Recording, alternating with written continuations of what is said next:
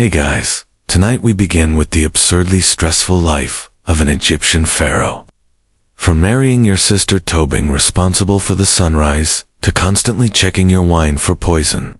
So before you get comfortable, take a moment to like the video and subscribe, but only if you genuinely enjoy what I do here.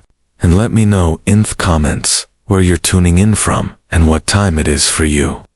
It's always fascinating to see who's joining us from around the world. Now, dim the lights.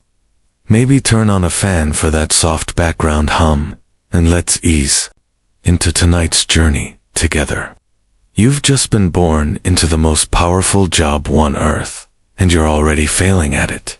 While other newborns are allowed to cry, burp, and make a mess of things, you're being swaddled in ceremonial linen, inspected by priests, and declared the physical embodiment of Horus, god of kingship. You're not just a baby, you're a political event. Your birth is accompanied by omens. Stars are observed, sacred cows may or may not moo in your honor. Somewhere, a man with a shaved head and too much eyeliner is already carving your name into a stone tablet you'll never read. From your first breath, everyone around you is panicking. Not because you're fragile, but because you're the next living god. Which means if you so much as cough, the court astrologer might declare a national crisis. Childhood, not happening. You don't get toys. You get ceremonial scepters you're not allowed to chew on. You don't get lullabies. You get hymns written in your honor and chanted by elderly priests who smell like frankincense and regret. Your crib is likely a gold-plated structure that's colder than the Nile in February. You are surrounded by a team of caretakers whose job is to prevent you from dying, disappointing the gods, or doing anything undignified like crawling. You are bottle-fed political expectations. Your first words are probably scripted, and if you try to play with your cousin, someone whispers, "He's fourth in line. Best keep an eye on him." Even before you can walk, you're being groomed to rule. Royal advisors are already plotting your education, your image, and probably your eventual spouse, who, spoiler alert, will share your last name and your jawline. And let's not forget, you're being raised to believe you are divine. That's not a metaphor. You are expected to internalize from a young age that the sun rises for you, which is satirical until you realize the entire kingdom will blame you if it doesn't. If you thought being born a living god came with perks like skipping school or spending your mornings feeding ducks by the Nile, think again. As a young pharaoh in training, your schedule makes modern CEOs look underemployed. Your day starts early, like stars still out, priests already chanting early. You're woken not by a gentle nanny, but be a steward holding a golden tablet detailing today's responsibilities. And no, take a nap isn't on it. First lesson, reading and writing hieroglyphs. These are not normal letters.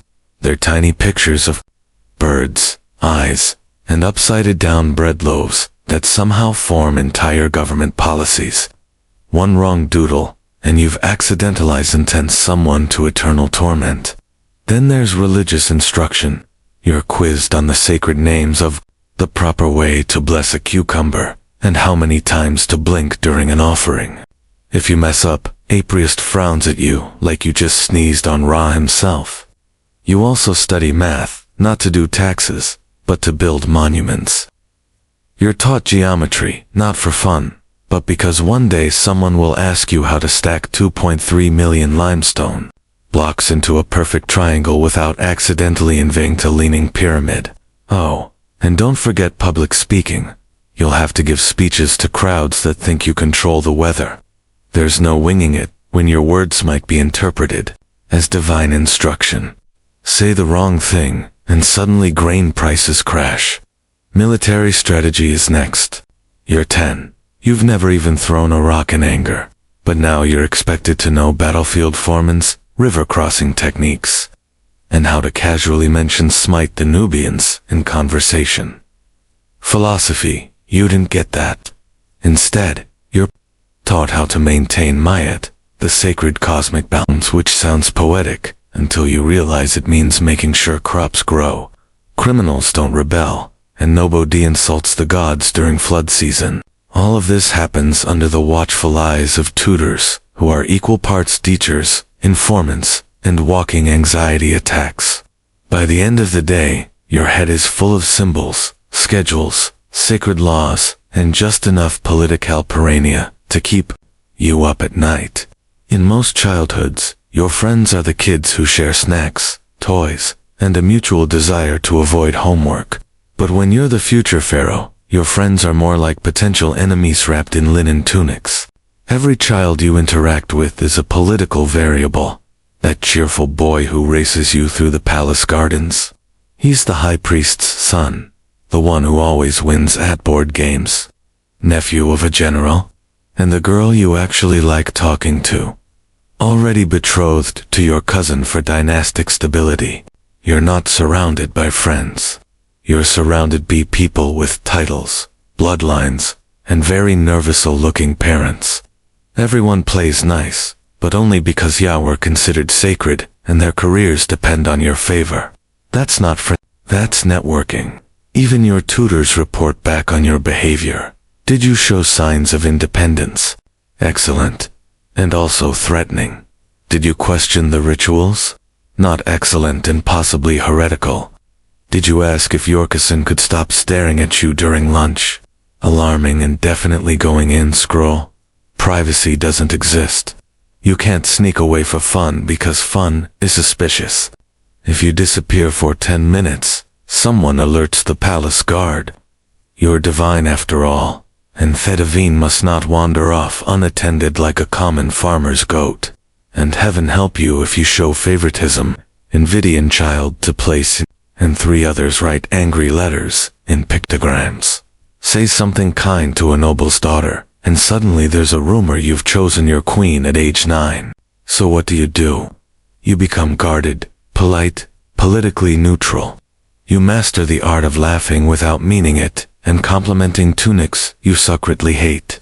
You learn to make every friendship seem equal, because if someone feels slighted, their family might conspire against you during breakfast.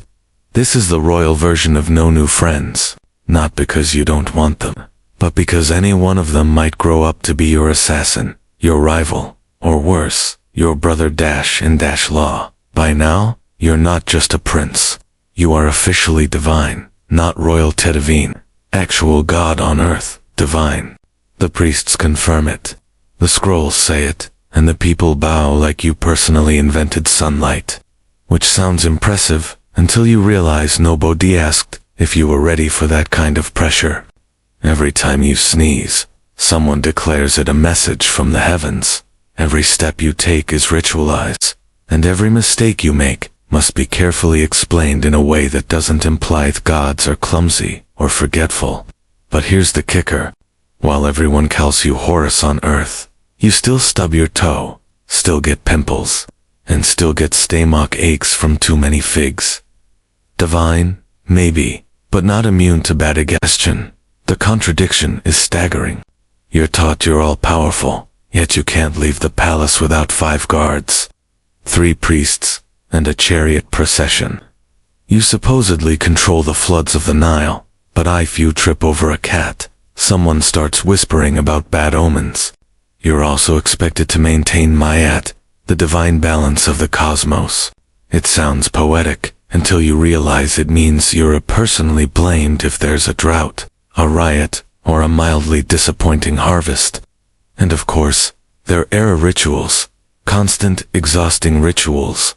You must speak in special divine phrases. You eat sanctified food. You participate in ceremonies where you have to pretend to defeat evil using props and heavy golden objects while sweating in a linen tunic.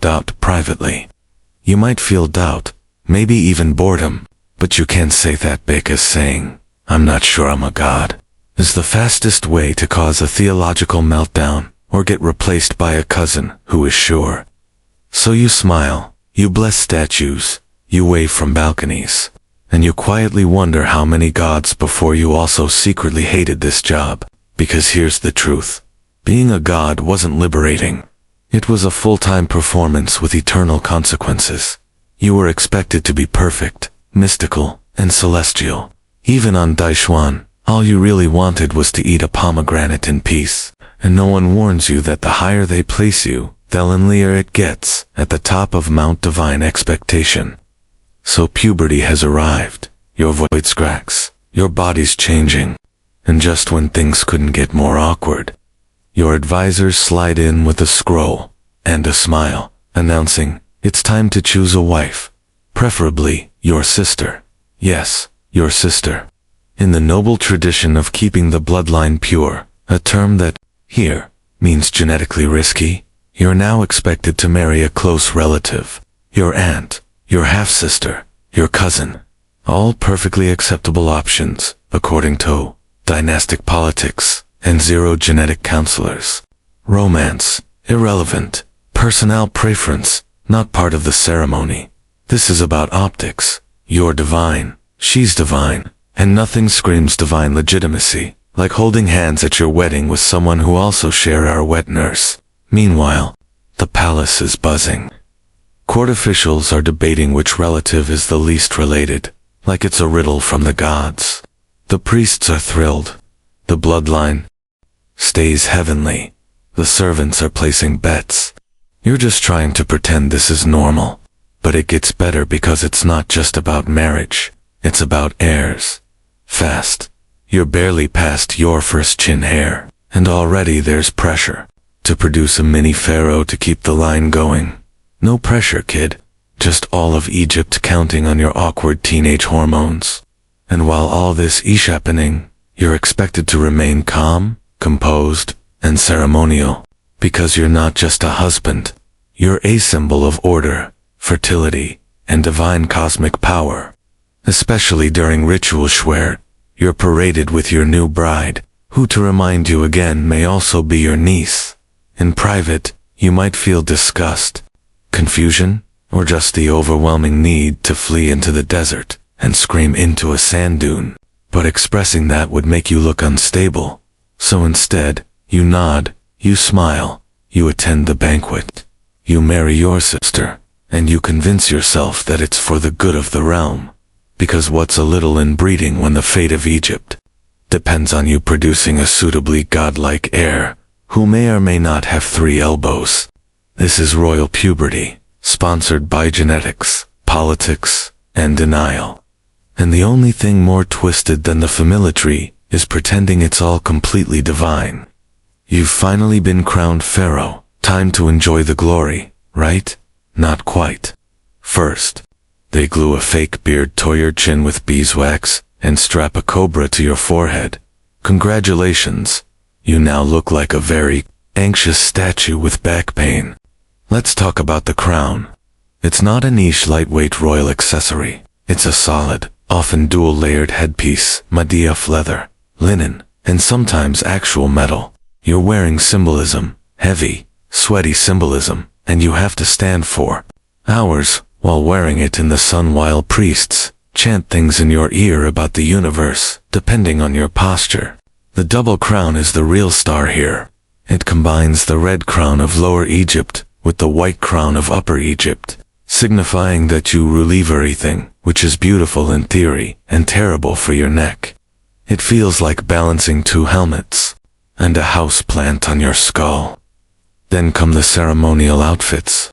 Long white kilts, leopard skin sashes, golden bristolets, all made to impress the gods and overwhelm your joints. Linen clings in all the wrong places. Gold doesn't breathe, and you're not allowed to fidget, even if a bug crawls up your shin. And sandals, forget comfort, they're decorative. They're basic papyrus flip-flops that offer no arch support, and remind you constantly that style in ancient Egypt came before. But none of this is optional. You must look divine. Not comfortable on a chariot divine, sculpted into eternal godhood. Divine, even if you're sweating buckets, chafing in gold, and desperately trying not to faint into the Nile. Every outfit you wear, every color you choose, every feather sticking awkwardly from your headdress has cosmic implications. The wrong symbol could offend a god. The wrong color could signal political instability. The wrong hemline could accidentally summon a famine. No pressure. You are now part of a centuries-old fashion statement, made for the gods, not for flexibility or airflow. And the only thing more exhausting than ruling Egypt is doing it while wearing 30 pounds of spiritual pageantry and pretending none of it itches. Your throne may be made of gold, but it's not ergonomic. And the only thing heavier than the crown on your head is the expectation that you wear it like you enjoy it. Being Pharaoh came with unlimited power and unlimited lame. You were worshipped as a living god, sure. But the moment something went wrong, the entire kingdom looked straight at you, like you'd personally unplugged the Nile. Too much rain. Clearly, Pharaoh is unbalanced. Not enough rain. The gods must be punishing Pharaoh. Crops failing. That's your foe, too. And if someone stubbed their toe on a temple step, well, that's probably because you angered Bastet businessing the wrong way during last week's ritual. You were the head of state, head of religion, and head of cosmic maintenance. If the sun didn't rise properly, people didn't assume bad weather. They assumed you forgot to pray hard enough. You had one job, keep the universe running smoothly. You also had an idea how to actually do that. And because of your divine status, you couldn't admit ignorance. I don't know why there's a plague of frogs wasn't a valid response. You had to either pretend you had a plan, or make up a ritual on the spot, and act like you meant to do it all along. Even your dreams were public property. If you had a bad dream, your court astrologers would gather, scribble furiously, and probably declare that a new temple needed to be built immediately to protect Egypt from your subconscious. Got a headache. That's a national omen. Woke up late. An official scribe notes it down as a possible sign of apocalyptic imbalance. One sneeze too many, and the goat gets sacrificed just to be safe. And if things really went downhill, famine, uprising, plague, sandstorm, crocodile incident, the people didn't say, wow, nature is willed. They said, Pharaoh must be weak. Or worse, maybe the gods want a new Pharaoh. So, you walk around draped in gold, surrounded by incense, and flanked by bodyguards, all while quietly wondering if your citizens are building a new statue, or digging a new tomb. Thurl of Pharaoh wasn't just ruling the land, it was absorbing the blame for every mosquito bite, muddy riverbank, or undercooked sacrificial goose, because when you're divine, there's no such thing as a simple mistake. It was never just your job to lead. It was your job to be perfect and take the fall when the universe hiccuped. Being Pharaoh meant yearly mornings. Your wake-up call wasn't gentle. It involved ritual chants, burning incense, and a group of heavily perfumed priests quietly judging your posture. A normal person might start their day with coffee. You start by being ritually purified with water from a sacred pool that's probably colder than the afterlife. Then it's straight into wardrobe, not for fun, but because your linen had to be blessed, pre-folded, and likely ironed with moonlight, or something equally dramatic. You're barely awake, but you're already wearing 30 layers and a chest plate shaped like a falcon. Next, the ritual cycle begins. You enter the temple. A priest unrolls a scroll, the length of a crocodile. You're expected to perform sacred gestures, in perfect sequence. Hand here, nod there, smirk at the statue, chant the name of a god you haven't studied since childhood. Forget making a mistake, one wrong syllable, and suddenly you're being blamed for the Nile drying up, the cattle dying, or the moon not looking divine enough. Everything had to be done perfectly to maintain Mayat, the sacred balance of the universe, which for some reason was apparently hanging on your ability to wave incense correctly. The rituals weren't short either. Some ceremonies took hours, and you couldn't yawn, you couldn't slouch. You definitely couldn't say, hey, do we really need to rub sacred oil on all 43 statues today? This wasn't just religious duty. It was national theater. Priests performed. Scribes recorded. Onlookers nodded in grim spiritual approval. Meanwhile, you stood in stiff silence. Pretend you didn't have a cramp in your god leg. And all this happened before you did anything resembling ruling the kingdom. So yes, you were the most powerful person in Egypt, but your mornings were dictated by astrology, bird omens, and a ceremonial checklist that made modern tax forms look fun. By the time the sun actually rose, you were already exhausted and still had 12 more rituals, 3 public appearances, and 1 carefully scripted divine smile to go. As pharaoh, you were the most powerful figure in the kingdom, and that meant every single person around you was either pretending to love you or calculating how to replace you. Your guards loyal, yes, until someone offered some enough gold, goats, or spiritual favors. Your advisors, always smiling, always nodding, always accidentally reminding you that your cousin is very popular with the military.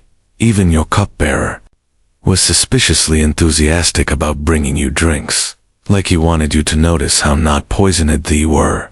And let's not forget your extended royal family. A tangled mess of half-brothers, uncles, and people named Ramses who definitely wanted your sandals. These weren't relatives. These were succession applicants. Every hall-wall conversation could be an ambush. Every banquet a potential last supper. You couldn't relax in your own palace without wondering if the decorative cobra on your chair was decorative enough. The paranoia was justified. Assassinations were practically an Egyptian sport. If you died suddenly, it was often described as a divine mystery, which really meant someone got creative with date wine and scorpion venom. So, you developed habits. You had food tasters. You rotated servants. You changed your daily routine at random, not because it helped, but because at least it made betrayal slightly inconvenient. And sleep. Good luck. You're stood in a guarded room with triple locked doors, a ceremonial dagger under your pillow, and a guard you only half trusted standing at the entrance practicing his best "I didn't do it" face. But the most exhausting part wasn't avoiding death. It was pretending you didn't know it was coming. You had toasty.com, divine, and unbothered, because showing fear meant weakness, and weakness meant opportunity. Every glance, every handshake, every well-timed compliment could be part of someone's rise to your throne. And if you made the mistake of trusting through a one person, well, you wouldn't have to worry about politics anymore. Being pharaoh wasn't about ruling. It was about surviving in a palace full of people who bowed during the day and sharpened knives at night.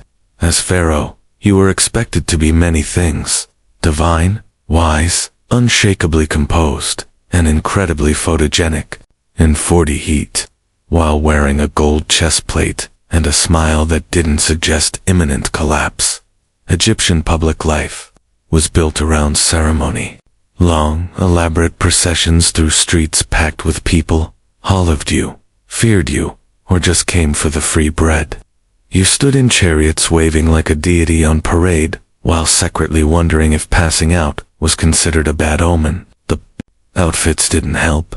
You were decked out in elaborate robes, glinting jewelry, symbolic scepters, and a ceremonial headdress that trapped heat like a portable oven.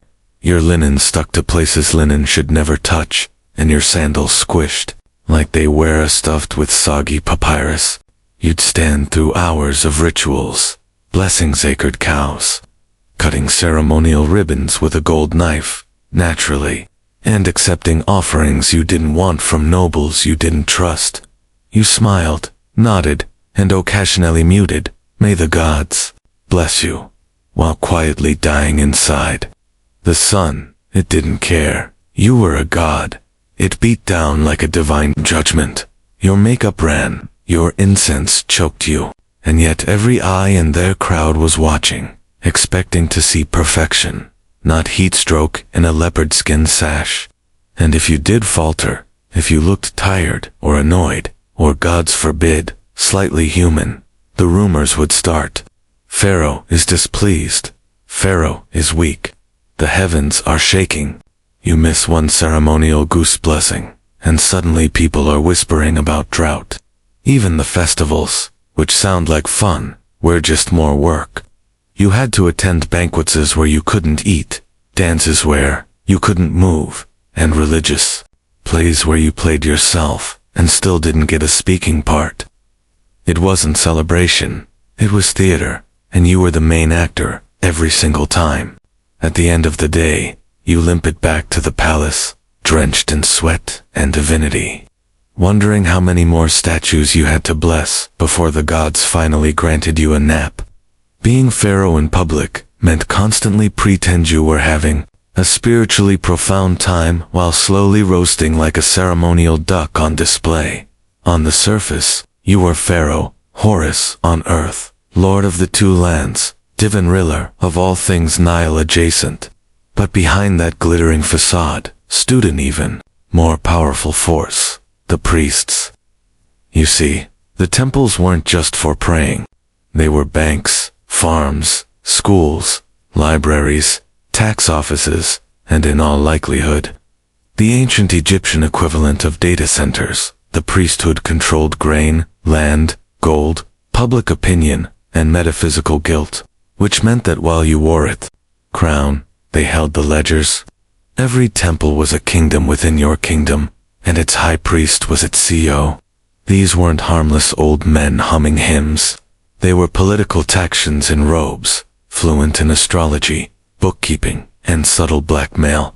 They managed the gods, the festivals, the omens, and more importantly, your public image. If you sneezed on a feast day, they could interpret it as divine disapproval. If you wore the wrong color sash, that might mean Ra was sad, and suddenly the barley riots start. And yet, you had to work with them. Without the priests, your divinity could vanish overnight. All it took was one new prophecy, carvadento, a temple wall, and poof, the gods have chosen another. Worse, the temples swear, tax exempt. They hoarded wealth with holy immunity. Meanwhile, your treasury struggled to stay full unless you started a war, sold grain, or shook down a merchant caravan. The priests, they had golden statues of jackals with better retirement plans than your military generals. But the worst part, they pretended to serve you, Pharaoh. We live only to uphold your divine will, they'd say, while quietly diverting resources, managing spies, and advising your enemies to try prayer and also treason. You were the figurehead, the sunlit symbol, the living god, and they were the committee that decided how godly you were allowed to be this week. Mess with the temples and the nation rebels. Obey the temples, and you slowly become their mascot. It was a power struggle with incense and passive aggression. And Thelinger you reigned, the more you realized, the gods might live in the heavens, but their accountants definitely lived at Karnak. In most families, drama means someone forgot a birthday or made a snide comment at dinner. In yours, it meant conspiracy, palace coups, and the occasional accidental crocodile pit incident, because, as pharaoh, your biggest threat wasn't some foreign army, it was your own bloodline. You were raised in a palace full of siblings, cousins, uncles, and half-uncles, who all believed they should be sitting on your throne. Some were ambitious, some were delusional, all Aptum were dangerous. Succession, that was a nightmare. Egypt didn't have a firstborn, gets everything rule. It was more like whoever survives the most assassination attempts and secures priestly approval, wins. Half the court spent their time trying to guess which of your sons might become the next pharaoh, and the other half tried to make sure it wasn't the wrong one. Your own children were groomed like rassy horses. Each had factions, tutors, spies, and mothers whispering bedtime stories about how the gods always choose the most handsome heir. Subtle. Meanwhile, your brothers and uncles weren't content with being royal background characters. Every one of them had at least one general on speed dial, and a disturbing familiarity with accidental staircase tumbles. And of course, there were the queens. Yes, plural. You had multiple wives, after not living under the same roof, forming alliances and rivalries with the precision of political chess masters. One wrong glance at the wrong royal woman, and suddenly the kitchen staff is quietly replacing your wine taster. Palace life was like living in a really beautiful, overly perfumed cage, where everyone was either your relative or your future usurper. And funerals, oh, the drama. Every death Beckham, a suspicious death. Every illness, a potential poisoning. Every coughing fit, a topic of temple gossip. Even your own burial wasn't safe.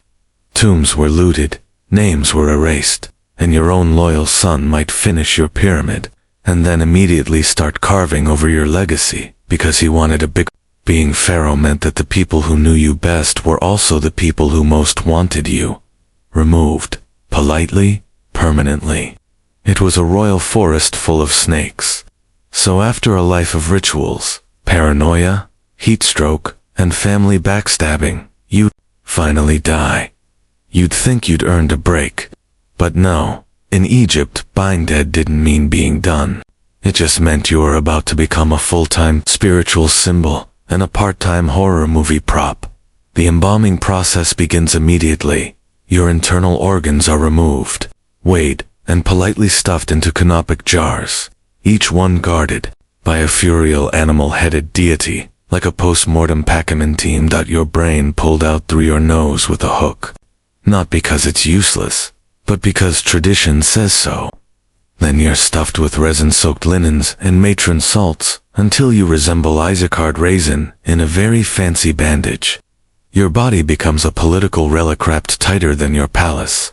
Tax scrolls. Next comes the coffin, or rather coffins, plural.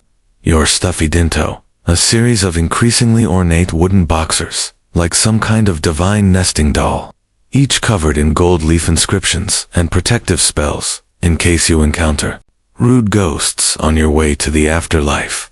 But the real showstopper, the tomb. You've spent half your life and half the kingdom's GDP constructing a mausoleum designed to scream immortality. Walls covered in instructions, prayers, and awkwardly drawn images of you smiting enemies who definitely aren't going to bother you in the afterlife. Unfortunately, your tomb also screams, "Please rob me," despite curses, guards, and architectural misdirection.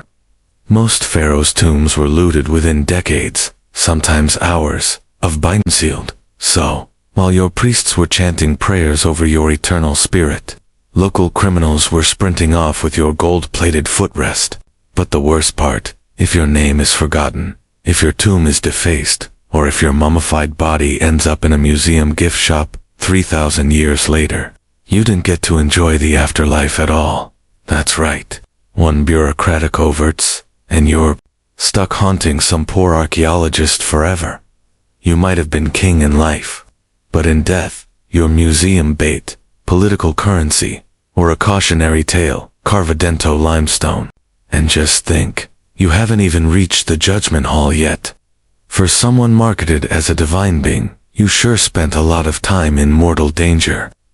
Being pharaoh wasn't just about building temples and posing for statues.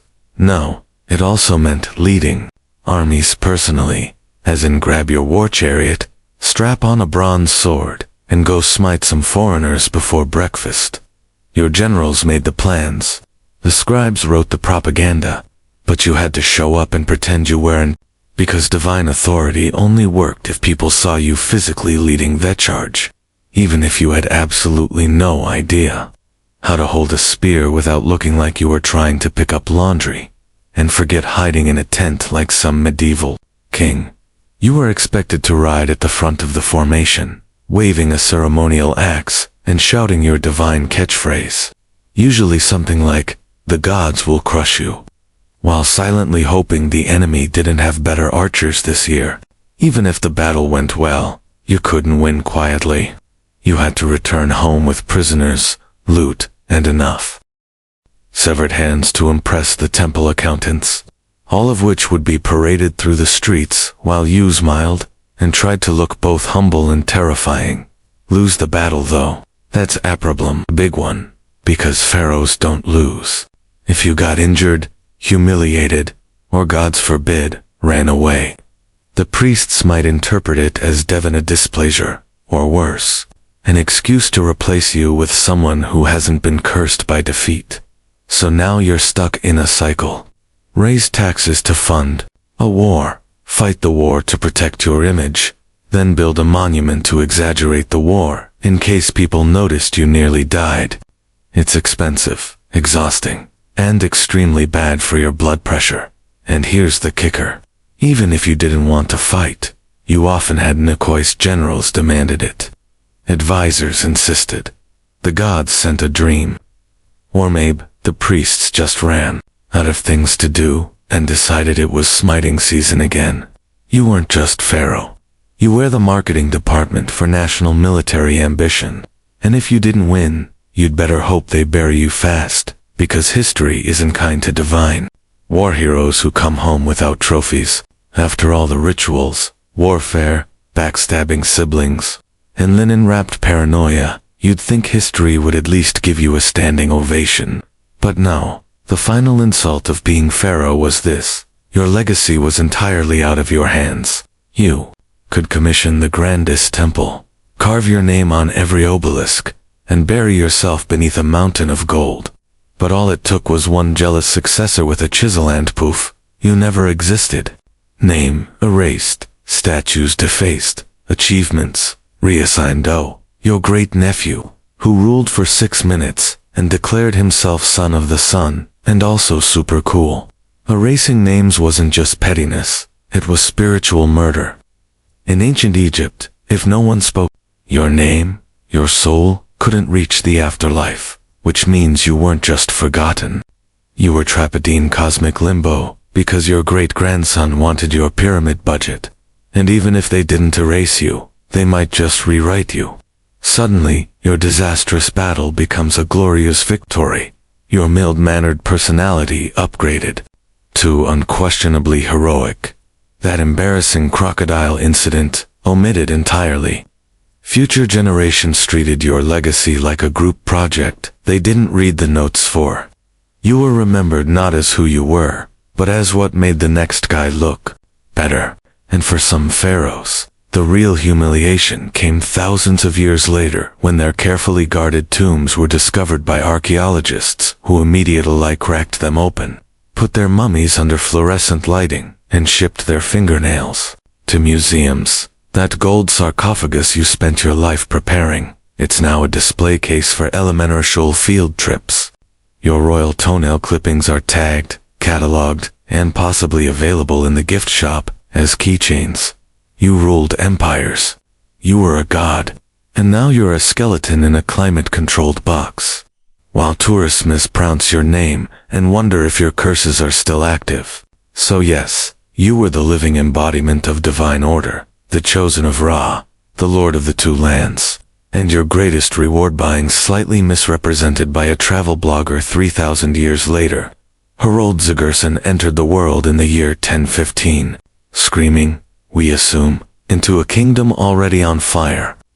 Norway was a battleground. His half-brother Olaf Haraldsson was fighting tooth and axe to unify the country under one crown. It wasn't going well. The nobles hated Olaf. The Danes wanted his head. And the old pagan traditions were cracking under the weight of Christian kingship. So, baby Harold was born not into a cradle of comfort, but into a world of sword points, shifting alliances, and blood feuds. His family wasn't ordinary. His father, Sigurd Seir, was a minor king, more farmer than warrior, but wealthy and respected. His mother, Asta Gudbrand, Data, was the politicalfrister of the family, ambitious, shrewd and fiercely Christian, and most importantly, she was the mother of Olaf Haraldsson, soon to be Saint Olaf. That made Harold a prince by blood and destiny, and a younger brother who would grow up watching a warrior king try to claw a country into unity. From the beginning, Harold wasn't treated like a child who might one day do something in Ginport. He was trained like a future chess piece in a game that was already bloody. By age 10, he could handle assword. By 11, he knew how to ride. And by 15, he was riding into battle. Yes, 15.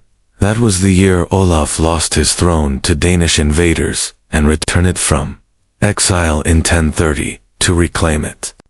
He gathered a ragged army of loyalists and marched to his doom at the Battle of Stickled, and guess who rode with him? Harold. Just 15 years old, Harold rode beside his legendary brother into the Teeth Ofa superior army.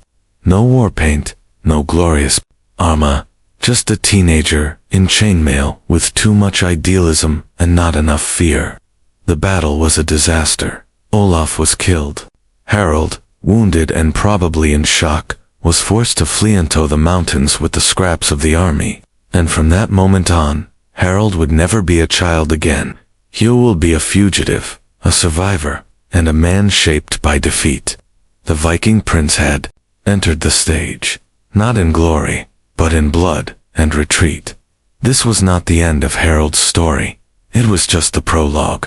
After Stickled, Harold didn't disappear. He retreated.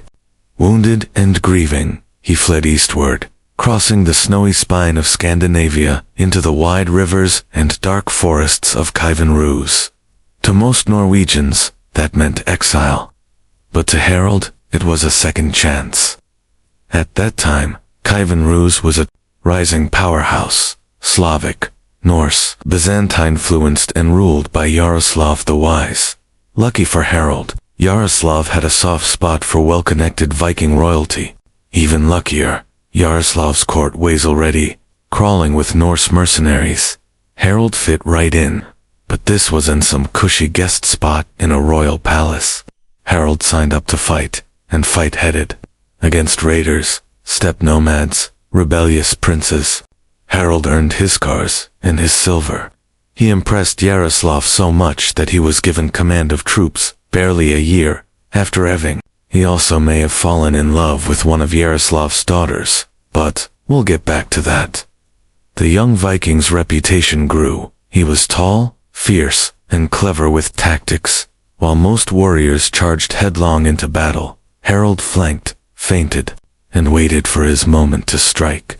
If you were under his command, you learned discipline. If you faced him, you learned regret. By now, Harold had matured into something far more dangerous than a desperate teenage prince.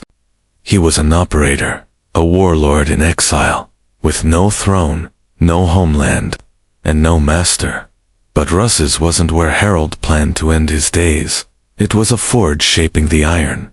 He wanted more. And so in Thelid, 1030s, Harold turned his gaze southward, to Constantinople. It was the richest city on earth, guarded by walls, taller than most mountains back home, and filled with gold, politics, and endless war. The Byzantine emperor needed soldiers. Harold needed a kingdom. A deal was waiting. So he left Yaroslav's court and traveled to the city the Norse called Miklagard, the great city. He wasn't going as a pilgrim. He was going to join the most elite mercenary unit of the medieval world, the Varangian Guard. This wasn't just a career move. It was an invasion of the Byzantine Empire from the inside. And Harold was about to become one of the most feared swords in their arsenal. When Harold reached Constantinople in the early 1040s, he entered a world that made even the wealthiest Viking look like peasants. The great city gleamed with domes, mosaics, silk, and secrets. This was the beating heart of the Byzantine Empire, and Harold wanted a piece of it. He joined the Varangian Guard, an elite unit made up mostly of Norse and Anglo-Saxon mercenaries. Their job, guard the emperor, fight his wars, and keep a very sharp axe handy in case things got political. Harold wasn't just another brute with a beard. He rose fast. His height, his cunning, and the sheer ferocity of his fighting style turned heads. He didn't just survive in Byzantium. He thrived. Over the next few years, Harold hardered a Beckham, a living storm. He fought in Sicily against Arab rebels. He battled pirates in the Ion. He marched through Anatolia, crossed into the Holy Land, and even reached as far as Jerusalem, where, legend says, he bathed in Thuriver Jordan, and made a vow to someday rule a kingdom of his own. But Harold was just swinging a sword. He was watching, learning, plotting. Byzantine politics were a viper pit. Courtiers, generals, and eunuchs all stabbing each other in the back with a smile. And while Harold couldn't scheme the palace elite, he could outlast them. He was there during multiple emperor swaps, civil unrest, and shady palace coups. And through it all, he kept rising. He also got very, very rich. Spoils of war, bribes, gifts. Some say he even stashed treasure in Constantinople to collect later. He wore silk, not fur, gold, not bronze. This wasn't the Viking boy who fled This was a seasoned warrior, with more Byzantine polish than most Greek courtiers. But Harold was never going to be content guarding someone else's throne. And when the emperor began to see him as a threat, just another ambitious foreigner with too much gold and too many friends, Harold decided it was time to leave. He escaped Byzantium the way he'd survived everything else, with a combination of nerve, muscle, and sheer Viking stubbornness. He'd spent nearly a decade fighting for emperors. Now he would fight for himself. His next stop, home, Norway. And this time he wasn't coming back to beg. He was coming back to rule. By 1045, Harold Hardrada was done being anyone's hired sword. He returned to formation, waving a ceremonial axe, and shouting your divine catchphrase, usually something like, "The gods will crush you," while silently hoping the enemy didn't have better archers this year. Even if the battle went well, you couldn't win quietly. You had to return home with prisoners, loot, and severed hands to impress the temple accountants. All of which would be paraded through the streets, while you smiled and tried to look both humble and terrifying. Lose the battle though, that's a problem, a big one, because pharaohs don't lose. If you got injured, humiliated, or gods forbid, ran away, the priests might interpret it as divine displeasure, or worse, an excuse to replace you with someone who hasn't been cursed by defeat. So now you're stuck in a cycle. Raise taxes to fund a war, fight the war to protect your image, then build a monument to exaggerate the war in case people noticed you nearly died. It's expensive, exhausting, and extremely bad for your blood pressure. And here's the kicker. Even if you didn't want to fight, you often had Nakois generals demanded it. Advisors insisted. The gods sent a dream, or maybe the priests just ran out of things to do and decided it was smiting season again. You weren't just pharaoh. You were the marketing department for national military ambition. And if you didn't win, you'd better hope they bury you fast, because history isn't kind to divine. War heroes who come home without trophies, after all the rituals, warfare, backstabbing siblings, and linen-wrapped paranoia, you'd think history would at least give you a standing ovation. But no, the final insult of being pharaoh was this. Your legacy was entirely out of your hands. You could commission the grandest temple, carve your name on every obelisk, and bury yourself beneath a mountain of gold. But all it took was one jealous successor with a chisel, and poof, you never existed. Name erased, statues defaced, achievements reassigned to your great-nephew, who ruled for 6 minutes and declared himself son of the sun, and also super cool. Erasing names wasn't just pettiness, it was spiritual murder. In ancient Egypt, if no one spoke your name, your soul couldn't reach the afterlife, which means you weren't just forgotten. You were trapped in cosmic limbo, because your great-grandson wanted your pyramid budget. And even if they didn't erase you, they might just rewrite you. Suddenly, your disastrous battle becomes a glorious victory. Your mild-mannered personality, upgraded to unquestionably heroic. That embarrassing crocodile incident, omitted entirely.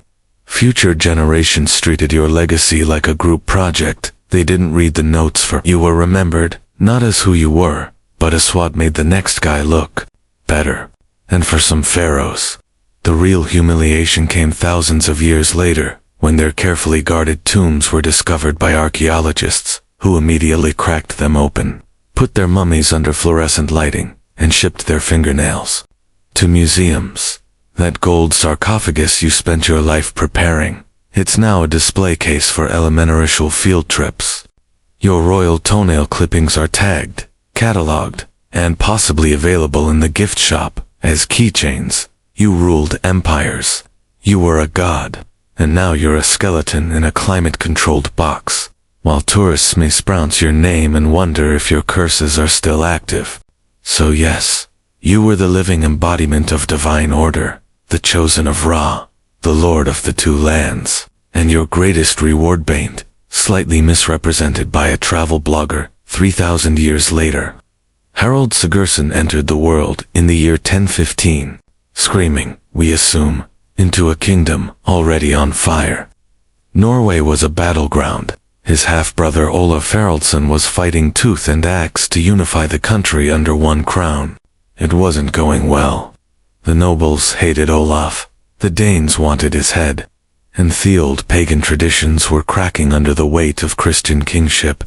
So, baby Harold was born not into a cradle of comfort, but into a world of sword points, shifting, alliances, and blood feuds.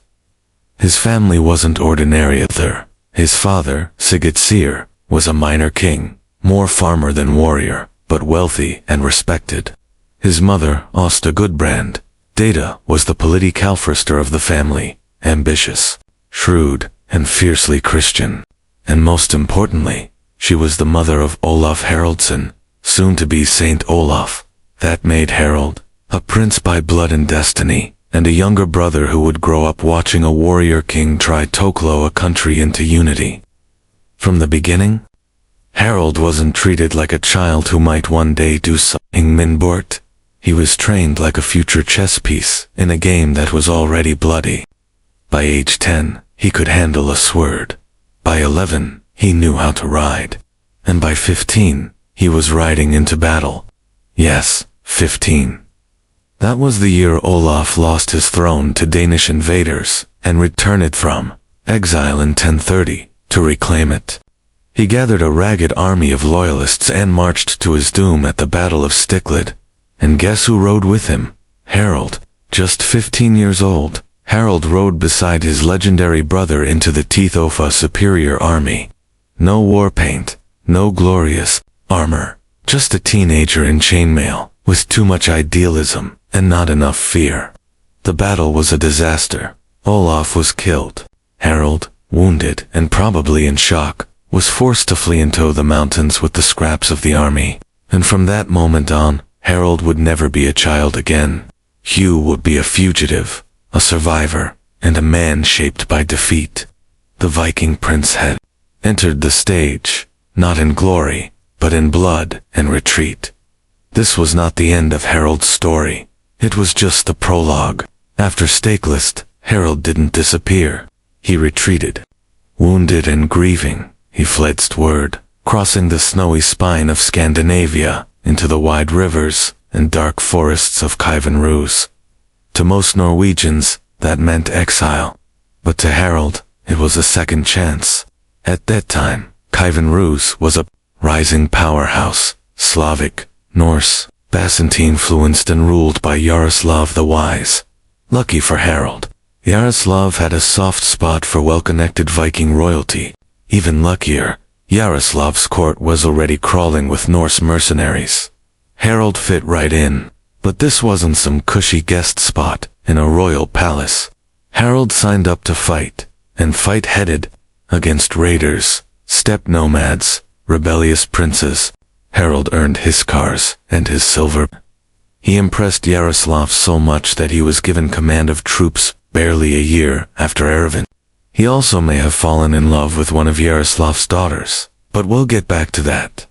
The young Viking's reputation grew. He was tall, fierce, and clever, with tactics. While most warriors charged headlong into battle, Harold flanked, feinted, and waited for his moment to strike.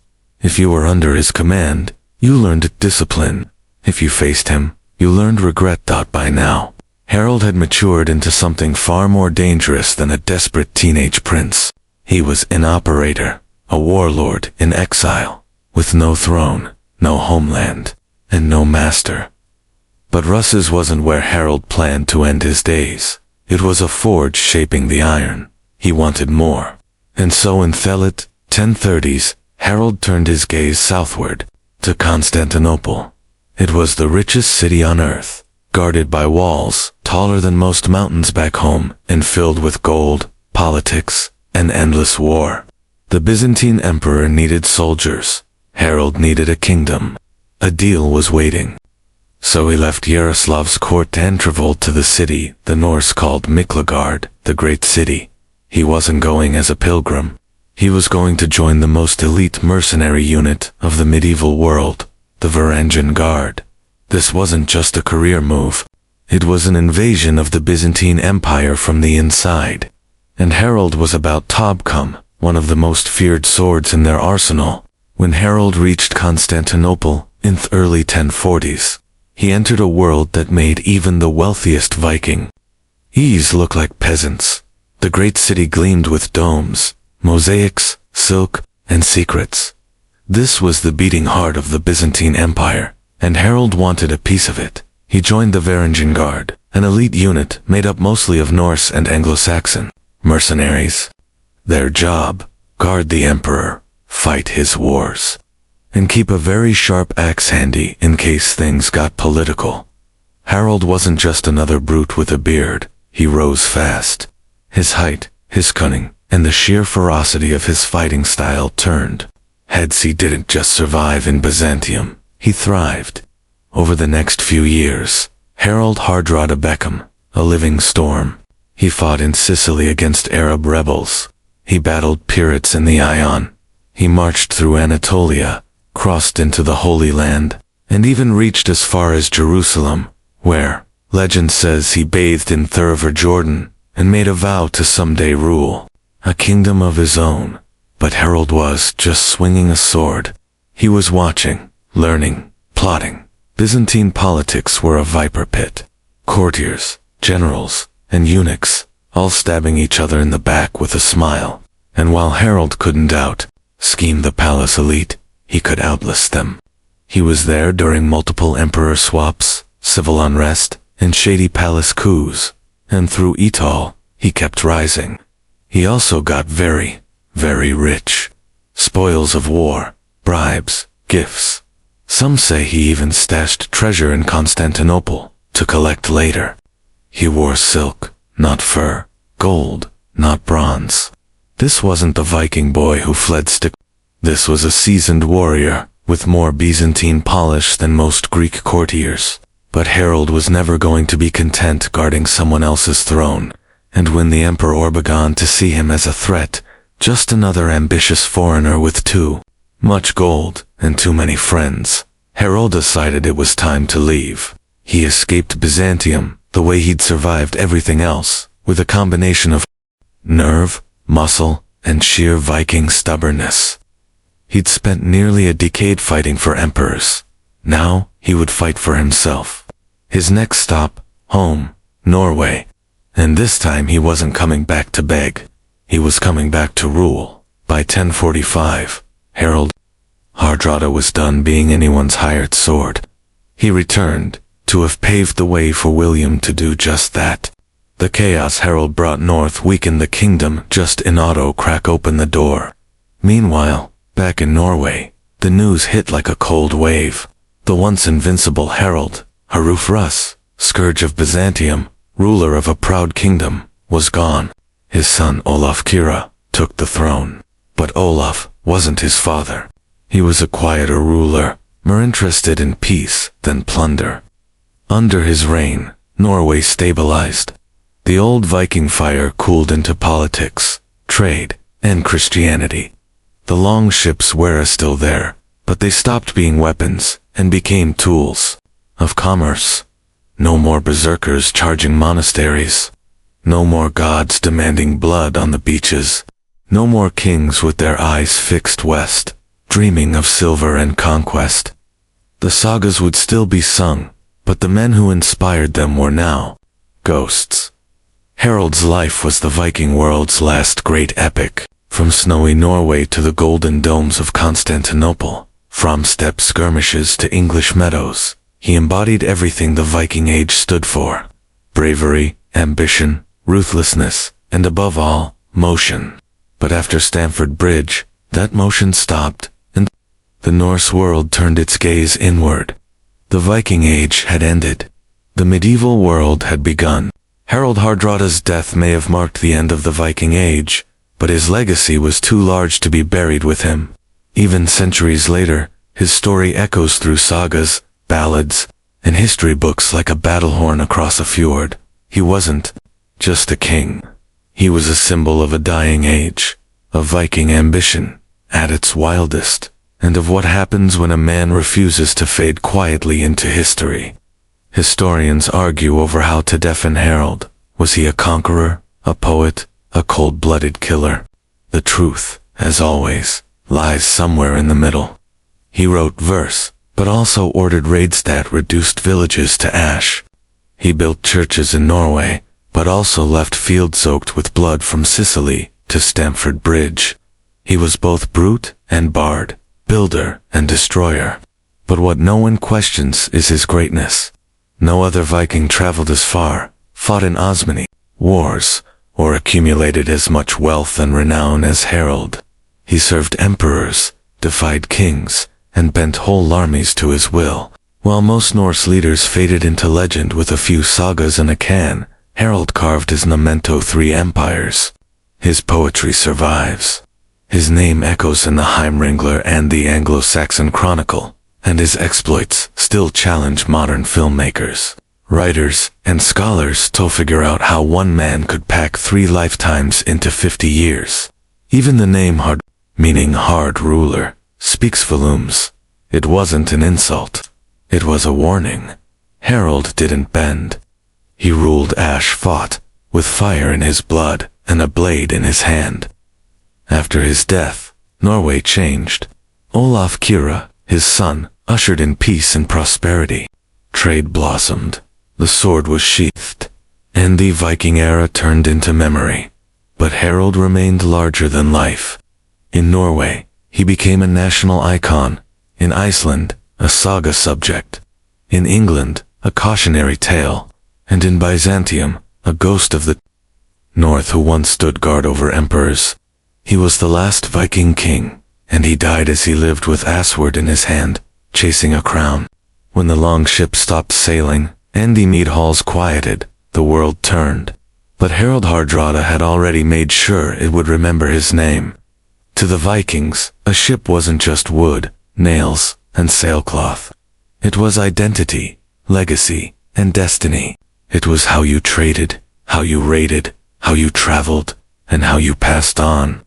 So when a chieftain or warrior died, burying them in a ship wasn't just ceremonial, it was essential. In Viking belief, that ship was a sacred vessel that bridged the world of the living and the dead. Just as a warrior sailed across the seen life to conquer foreign lands, they would now sail across the metaphysical sea to reach the afterlife. This wasn't a quaint superstition. It was a cosmic law. Life was a voyage and death was simply the next leg of the journey. That's why these ship burials were so elaborate. The ship itself had 2 beautifully. We're talking about long ships up to 70 feet long, carved with dragon-headed prows, and built to cut through waves, and apparently through spiritual dimensions. The body would be laid in the center, typically on a bed or pile of furs.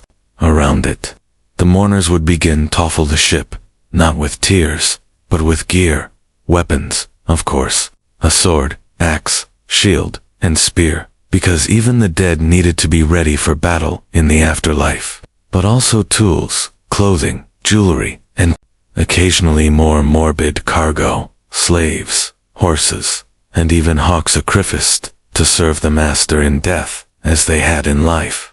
To us, this sounds brute. To the Vikings, it was honor. The ship was then buried under Tunzofirth, creating a mound, a permanent marker of power. These weren't just tombs, they were statements. Yearly Somian important enough to deserve a ship to the next world. And it wasn't just men. Some of the most magnificent ship burials, like the famous Osberg burial, belonged to women, Viking queens, priestesses, and aristocrats were also sent into the soil with ships and riches, proving that spiritual passage wasn't just for the sword-swinging elite. So, when we say Vikings lived and died by the sea, we mean it literally. For them, the ship wasn't just how you conquered foreign lands, it was how you conquered death. If Viking ship burials sound like legend, the Osberg and Gestad discovery turned legend into fact. These weren't dusty old grave pits. They were fully intact ships pulled from beneath the Norwegian soil, packed with splendor, secrets, and the unmistakable of legacy. Let's start with the Orberg ship.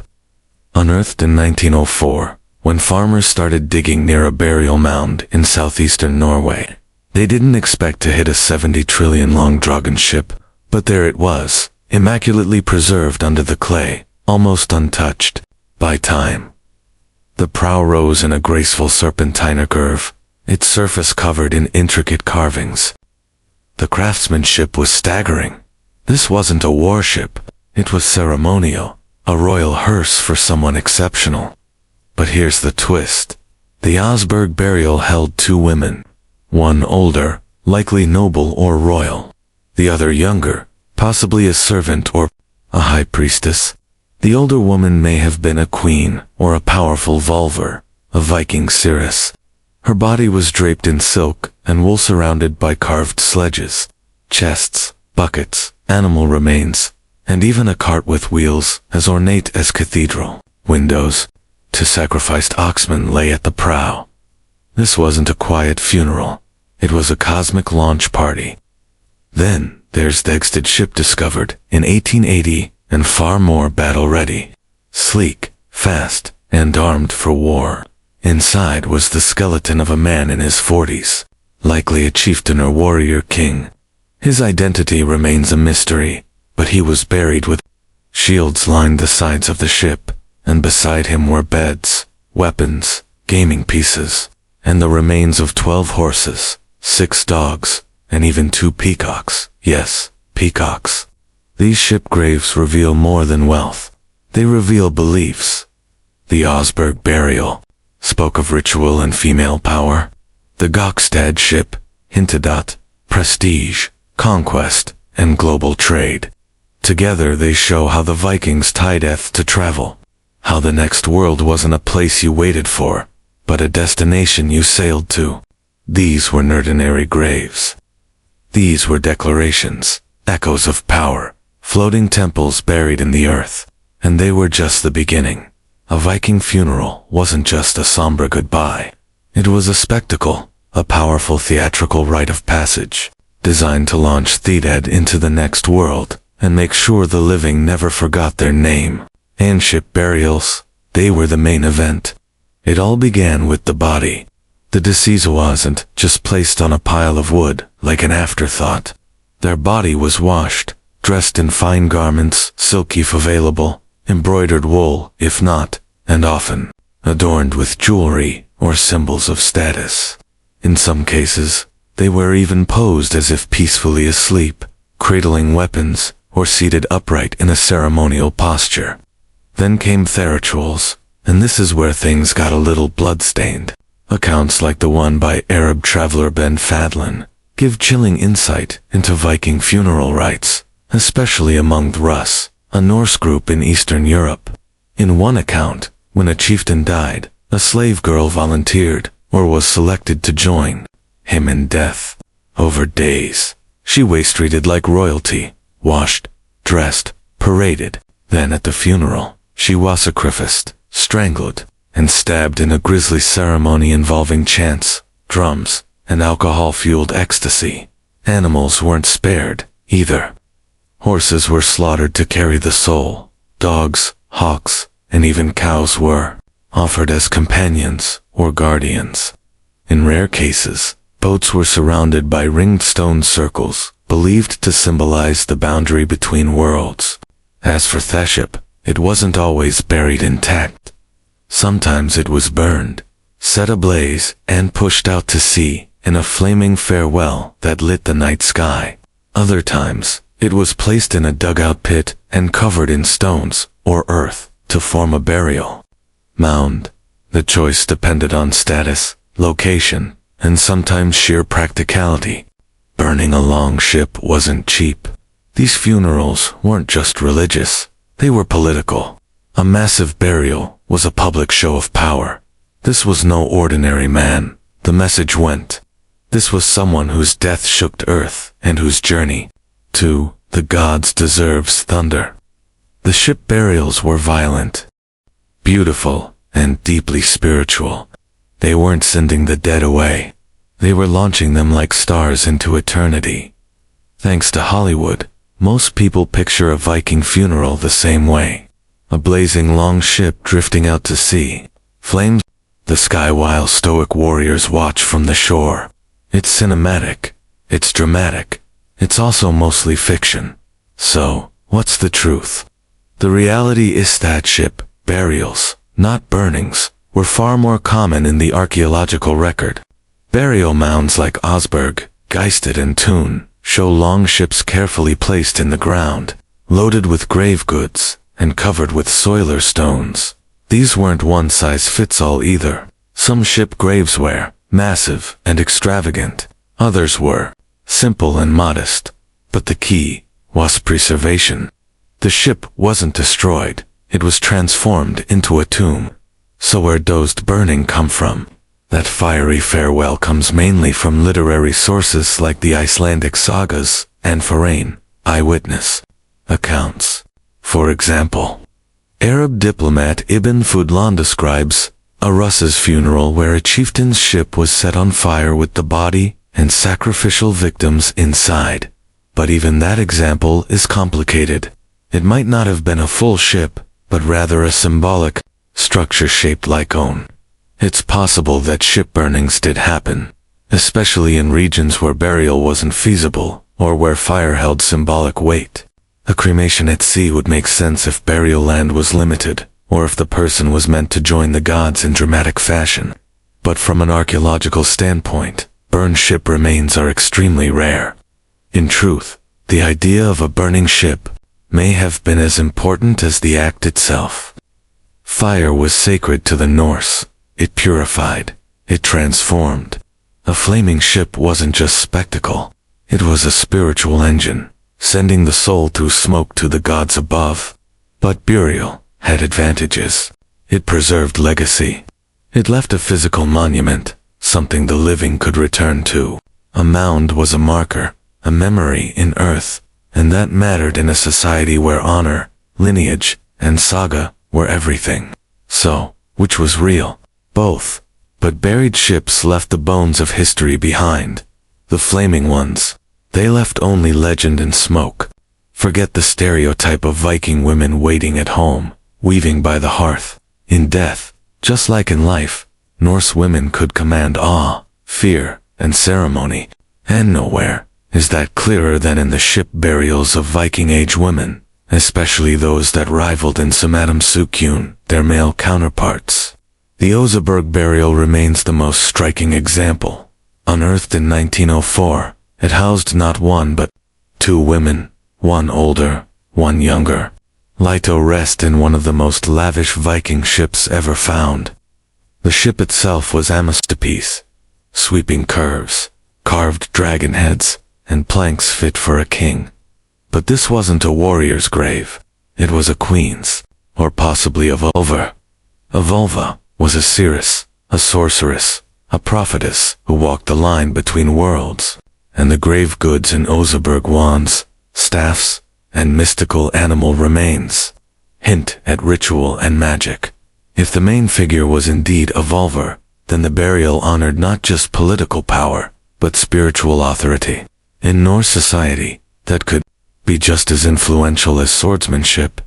And then there's the sheer wealth. Sledges, carts, textiles, tapestries, imported silks, ceremonial beds, and sacrificed animals, all packed around these women as if they were being sent not just to the afterlife, but to continue ruling it. Other graves across Scandinavia confirm this pattern. The Gausel queen, buried near Stavanger, was laid to rest with gold jewelry, imported bronze vessels, and fine riding gear. Her grave irradiated status. The Ladby ship also showed signs of high-status female interment, and scholars still debate whether some warrior graves, complete with weapons, belong to women. DNA evidence from a grave in Birka, Sweden, suggests that one high-ranking warrior buried with a full arsenal was biologically female. So what does this tell us? That in Viking culture, women could hold power and take it with them.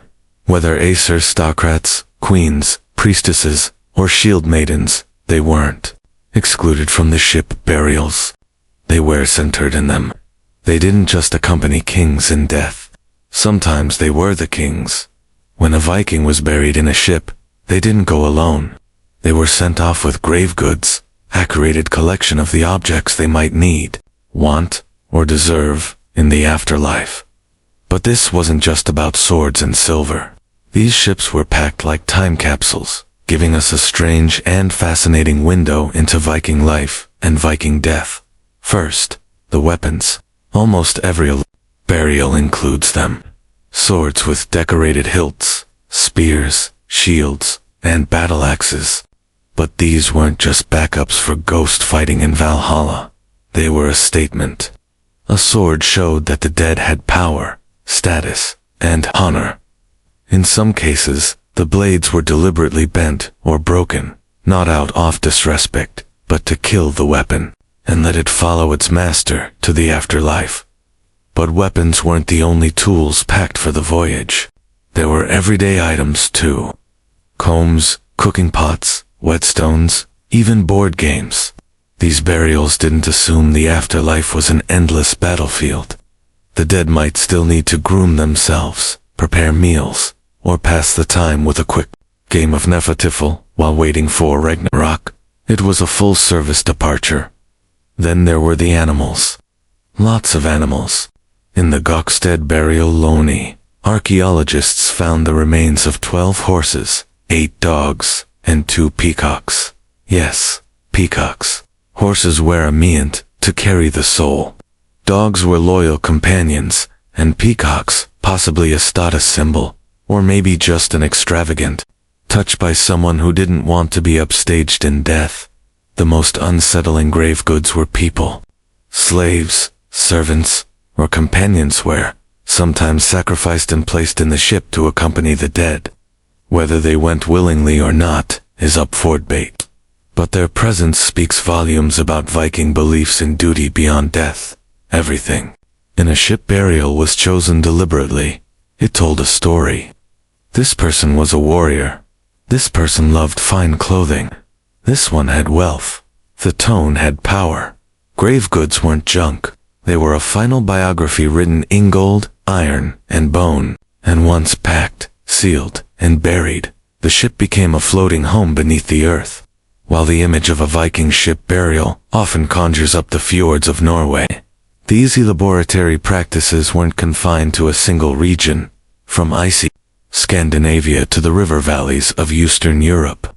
Viking ship burials took on unique forms, each tailored to local traditions, terrain, and power structures. Let's begin with Norway.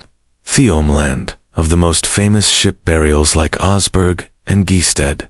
These were grand mound-covered ships, buried with kings, queens, and nobles.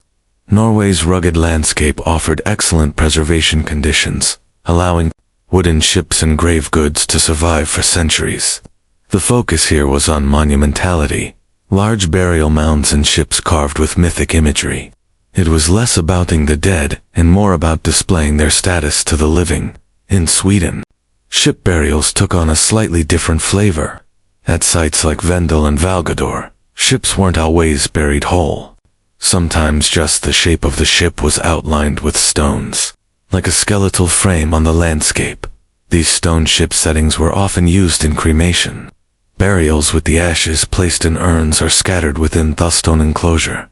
The Swedes embraced a hybrid of fire and stone, powerful symbolism without the need for massive earthworks. Then there's the Rus, the Norse-descended warriors and traders who settled along the river routes of modern-day Russia, Ukraine, and Belarus. The most detailed account of their orrery customs comes from Ibn Fadlan. who witnessed a dramatic ship-burning ceremony along the Vular River, while archaeological evidence of full ship burials in the East is rarer. Boat-shaped cremation mounds and grave goods echo the same core values: a journey, a transition, and a spectacle. In Denmark, evidence for ship burials is more fragmentary. The marshy soils aren't kind to wood preservation, and fewer ship graves have survived. But stone, ship settings, and elite graves with seafaring symbolism suggest that the practice, though perhaps less monumental, was still present. Even in Scotland, Ireland, and parts of the Baltic, boat-shaped graves appear, sometimes as literal ships, other times just as stone outlines. Wherever Vikings traveled, they brought their belief in the ship as the ultimate vehicle across water, across time, across death. The ship burial was adaptable. It evolved, but the message remained the same. You don't walk into the afterlife, you sail there. For the Vikings, death was not the end, it was a departure. And that's what makes ship so powerful. They weren't just about honoring the dead with a flashy funeral. They were built on a deep mythic belief that the afterlife was a voyage, and the soul needed a vessel. In Norse cosmology, the world was shaped by water. From the great ocean encircling Midgard to the rivers that separated realms, everything flowed. Life came from the sea, and so naturally did death. It's no coincidence that ships appear in Viking mythology not only as tools of war and trade, but as spiritual bridges. Consider Naglfar, the ship made of the fingernails of the dead, which sails during Ragnarok to unleash chaos upon the gods. Or Skidladia, the magical ship of the god Freya, which could fold up and fit in a pocket, yet always had a favorable wind. These mythic ships weren't just stories, they shaped Rialori practices. Every buried longship echoed the legends, turning myth into ritual. To be buried in a ship meant you were going somewhere. Valhalla, perhaps a glorious hall for warriors who died bravely. Or Folkvanginger, the field ruled by the goddess Freya, where half of the slain went. Or for those who didn't earn honor, the gloomy realm of hell, ruled by a half-rotting goddess of the same name. Wherever your soul went, it didn't walk, it sailed. And the sea journey didn't just apply to elite warriors. Even humble cremation burials often included boat shapes, formed by stones or wood, marking the dead's passage across unseen waters. The ship was a metaphor made real, carving through both waves and worlds. Viking funeral ships were cosmic tools. By placing the dead in a vessel surrounded by weapons, animals, and treasure, they weren't just provisioning a tomb. They were arming a traveler, someone about to cross the divide between Midgard and the great beyond. And to the living, the ship wasn't a final goodbye. It was a launch, Araminder, that the journey didn't end in the grave. It only changed course. 8,000 years have passed since the last Viking ship burial slid into the earth. But their stories are these vessels of death, once buried in silence, now speak louder than ever, through museums, excavations, and the imagination of millions. Today, the Osberg, Geisted, and Thun ships rest in glass-walled halls in Norway, preserved not as morbid relics, but as cultural treasures. Tourists stare up at the curved prows, marveling at the craftsmanship, the symbolism, the audacity of people who turned a botinto, a coffin, and a grave into a gateway. These ships were never meant to sail again, and yet they have, not across oceans, but through time. And it's not just archaeologists who are listening. Writers, filmmakers, and game designers continue to be inspired by Viking funerals. From epic scenes in movies like The 13th Warrior, or How to Train Your Dragon to blazing send-offs in TV shows like Vikings. The ship burial has become one of the most iconic images of Norse culture. Is it historically accurate every time? Not really. But the spirit remains. Death as a voyage, the ship as a symbol. Even modern Scandinavians feel the echo. Some Viking descendants have requested ashes to be scattered at sea, or ceremonies modeled after ship burials. No slaves, thankfully, but still honoring that deep connection between the vessel and the soul. A few brave experimental Erkstolio EEEEOE have even rebuilt burial ships, launching replicas on rivers and seas, to understand the engineering and magic of the originals. What's truly remarkable is how much we've learned from the ships themselves. Their wood tells us about forests now gone. Their construction reveals knowledge of engineering rivaling that of the Mediterranean, and their grave goods, peacocks, silk, silver coins, map a Viking world, far wider than just Scandinavia. The Viking ship burial wasn't just a funeral, it was a final performance. One last act in a life of war, trade, poetry, and power. And even now, these ships are still performing, reminding you that the dead were once alive, that myth and memory are hard to separate, and that some vessels never stop moving. They just sail through different seas. Courtly love wasn't about marriage, procreation, or building a stable home. It was about longing, impossibility, and a strange blend of suffering and ecstasy. And by the 12th century, this concept had become so popular among the nobility that it actually developed its own unwritten rule book, part seduction manual, part philosophical exercise, and entirely out of sync with reality. Born in the courts of southern France, especially in the region of Aquitaine, courtly love was less about real emotion and more about performance. Noblemen, and often knights, would devote themselves to a lady, usually of higher status, or already married. But instead of aiming to win her over in a romantic sense, the knight's goal was to worship her from afar. He would compose poems, undertake dangerous quests in her name, and suffer gloriously in silence. If this sounds like emotional masochism dressed up in armor, it kind of was. The rules were clear. Love must be secret, it must be difficult, and it must never fully consummated because, once fulfilled, the love lost its purity. In this game, suffering was the point. A knight's heartbreak was proof of his devotion. The more hopeless the love, the nobler the spirit. This new code of love intertwined with the ideals of chivalry, the knightly code of honor, service, and bravery. A perfect knight was brave in battle, and humble before his lady. Love wasn't a distraction from knighthood, it was a test of it. A knight who could endure heartbreak without breaking his vows or honor waste, true ideal.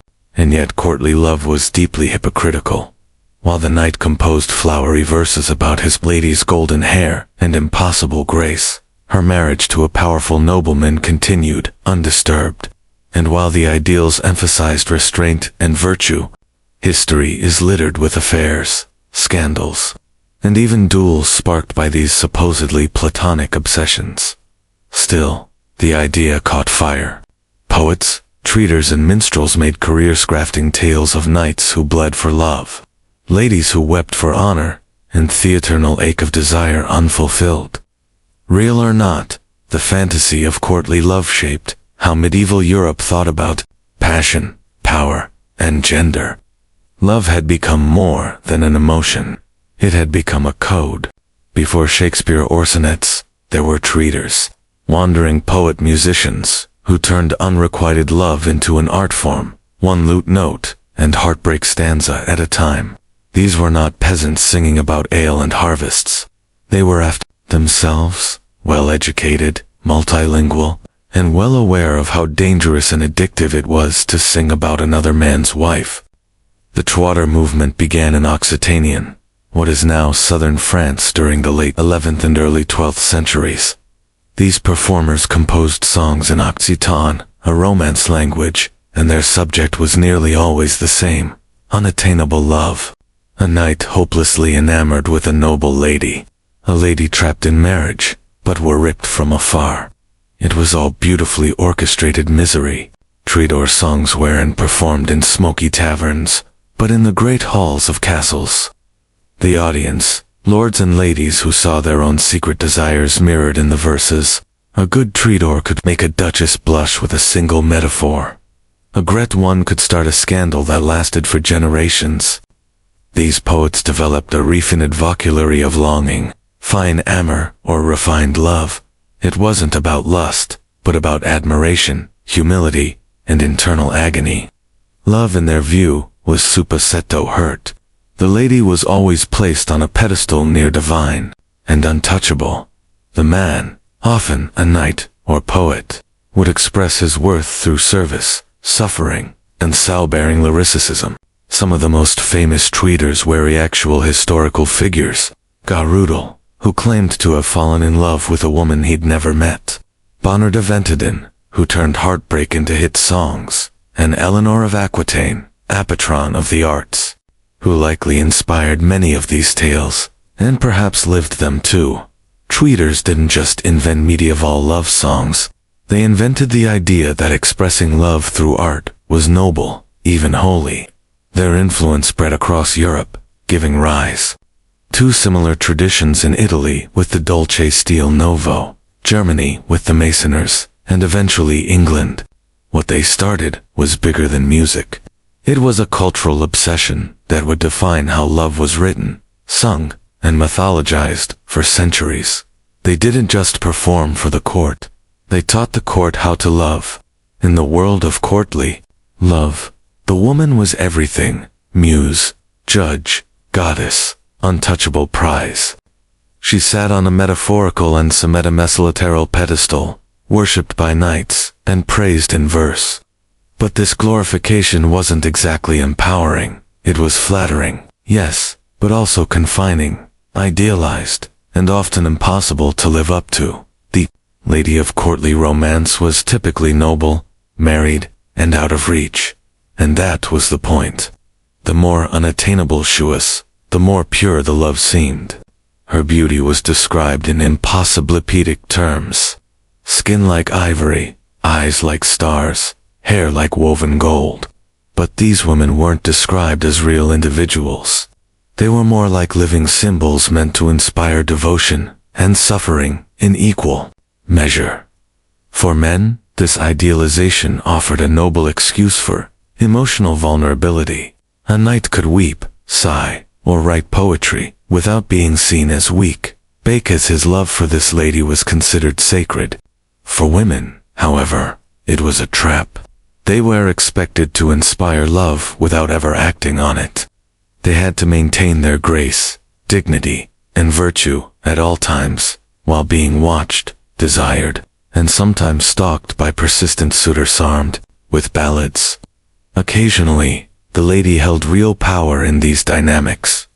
In some tales, she was the one setting challenges, commanding loyalty, or eventisting her knight's devotion. But this power was almost always symbolic.